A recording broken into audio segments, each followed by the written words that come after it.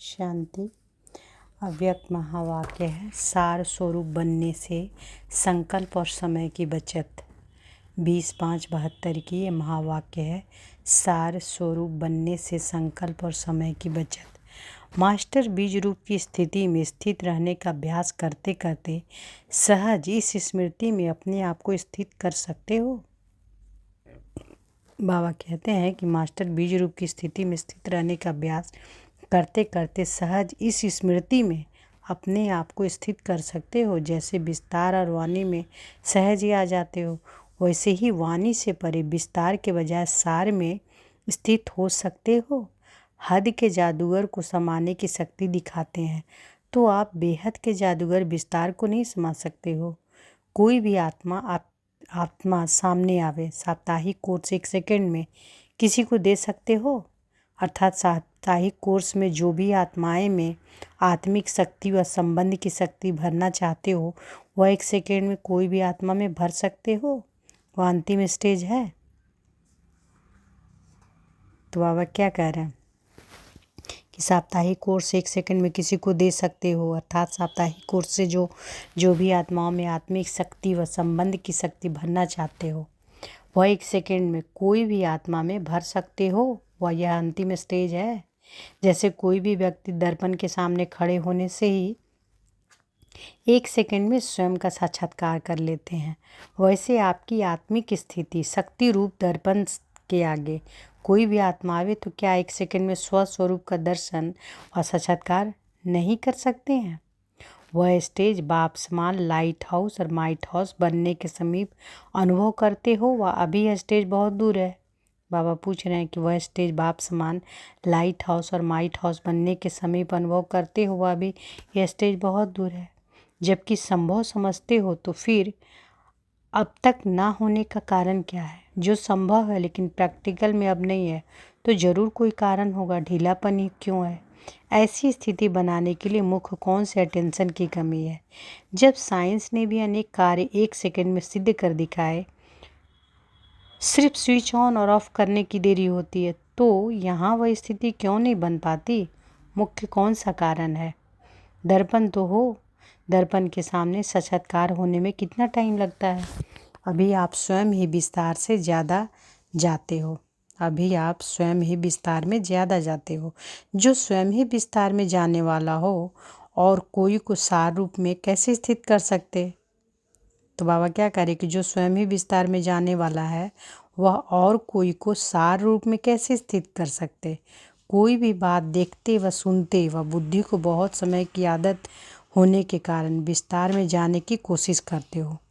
जो भी देखा व सुना उसके सार को जानकर और 1 सेकंड में समा देने का परिवर्तन करने का अभ्यास कम है। तो बाबा क्या कह रहे हैं कि जो भी देखा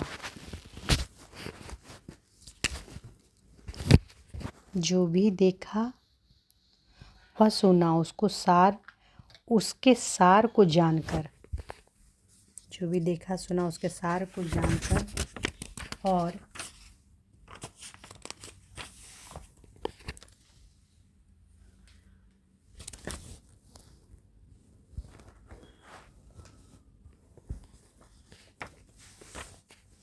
सेकंड में समा देने का व परिवर्तन करने का अभ्यास कम है।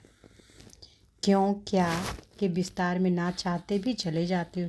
इसलिए जैसे बीज में शक्ति अधिक होती है, वृक्ष में कम होती है। वृक्ष अर्थात विस्तार। कोई भी चीज़ का विस्तार होगा तो शक्ति का भी विस्तार हो जाता है। जैसे सेक्रीन, कोल तार की चीनी और जैसी मिठास में फ़र्क होता है ना, वह अधिक क्वांटिटी यूज करनी पड़ेगी। तो बाबा कह रहे जैसे सेक्रीन, कोल तार की चीनी और जैसे मिठास में फ़र्क होता है ना, वह अधिक क्वांटिटी यूज करनी पड़ेगी। सेक्रीन कम अंदाज में, मिठास ज़्यादा देगी। इस रीति से कोई भी बात के विस्तार में जाने में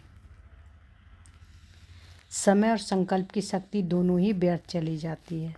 व्यर्थ जाने के कारण वह शक्ति नहीं रहती। इसलिए ऐसी श्रेष्ठ स्थिति बनाने के लिए सदा यह अभ्यास करो, कोई भी बात के विस्तार को समाकर सार में स्थित रह सकते हो।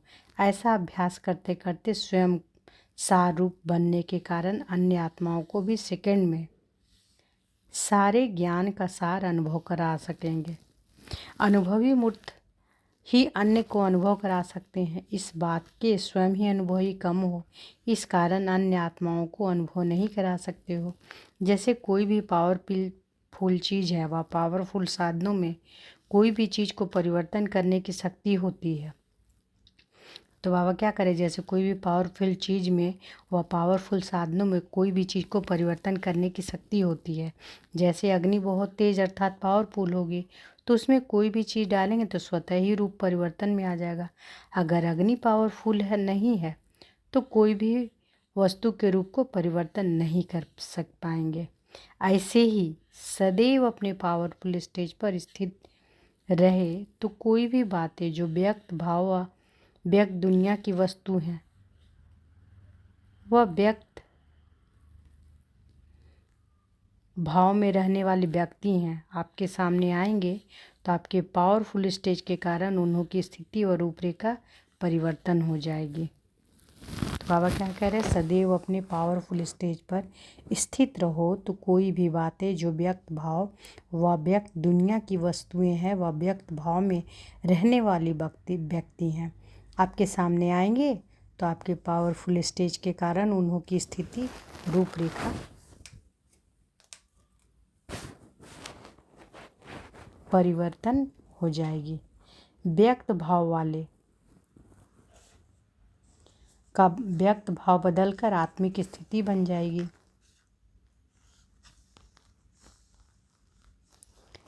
व्यर्थ बात परिवर्तन होने समर्थ रूप व्यर्थ बात परिवर्तन होते समर्थ रूप धारण कर लेगी।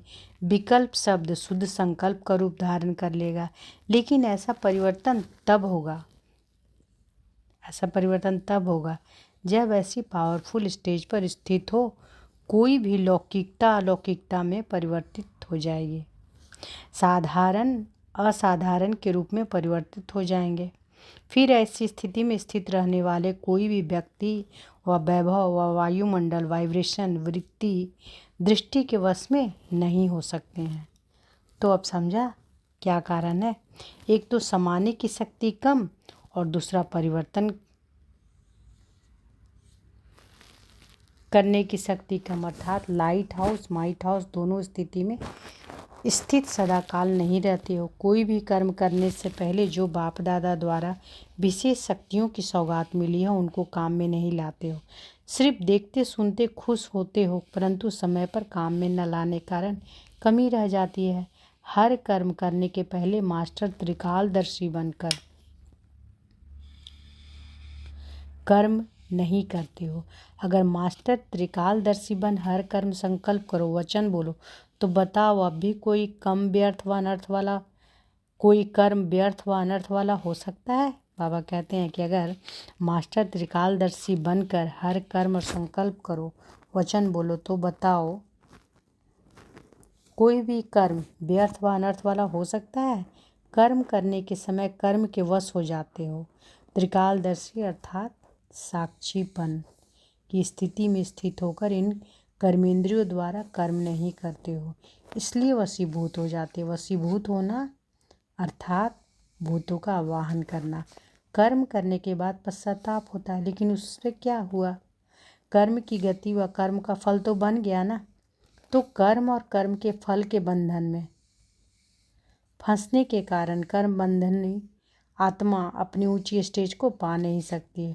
तो सदैव यह चेक करो कि आए हैं कर्म बंधनों से मुक्त होने के लिए, मुक्त होते होते कर्म बंधन युक्त तो नहीं हो जाते हो।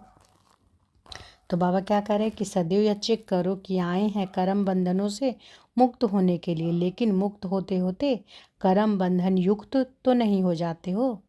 ज्ञान स्वरूप होने के बाद व मास्टर नॉलेजफुल मास्टर सर्वशक्तिवान होने के बाद अगर कोई ऐसा कर्म जो युक्त नहीं है वह कर लेते हो, तो इस कर्म का बंधन अज्ञान काल के कर्म बंधन से पदम गुना ज़्यादा है।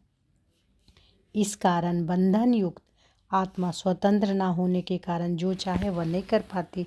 महसूस करते हैं कि यह ना होना चाहिए, यह होना चाहिए, यह मिट जाए, खुशी का अनुभव हो जाए, हल्कापन आ जाए, संतुष्टता का अनुभव हो जाए, सर्विस सक्सेसफुल हो जाए, वह दैविक परिवार के समीप और स्नेही बन जाए। लेकिन किए हुए कर्मों के बंधन कारण चाहते हुए भी वह अनुभव नहीं कर पाते हो। इस कारण अपने आप से व अपने पुरुषार्थ से अनेक आत्माओं को संतुष्ट नहीं कर सकते हैं और न रह सकते हैं। इसलिए इन कर्मों की गुहि गति को जानकर अर्थात त्रिकालदर्शी बनकर हर कर्म करो, तभी कर्मातीत बन सकेंगे। छोटी गलतियां संकल्प रूप में भी हो जाती है, उनका हिसाब किताब बहुत कड़ा बनता है। छोटी गलतियां संकल्प रूप में भी हो जाती है, उनका हिसाब किताब बहुत कड़ा बनता है। छोटी गलती अब बड़ी समझनी है। जैसे अति स्वच्छ वस्तु के अंदर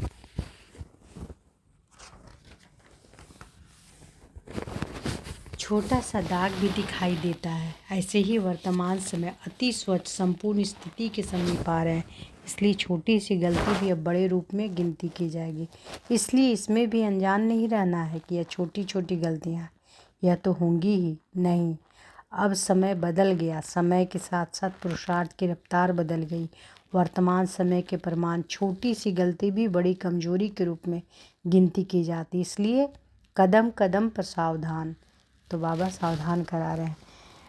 एक छोटी सी गलती बहुत समय के लिए अपने प्राप्ति से वंचित कर देती। इसलिए नॉलेजफुल अर्थात लाइट हाउस माइट हाउस बनो।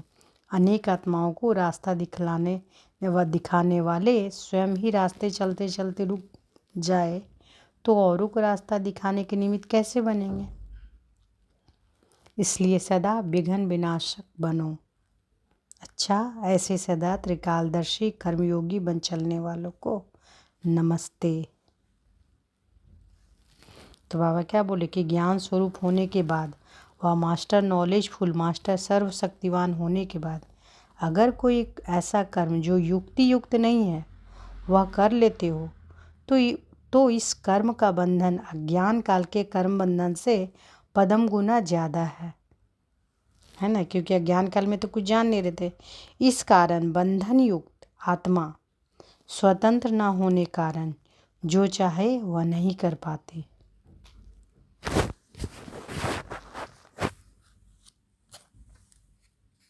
अच्छा, ओम शांति।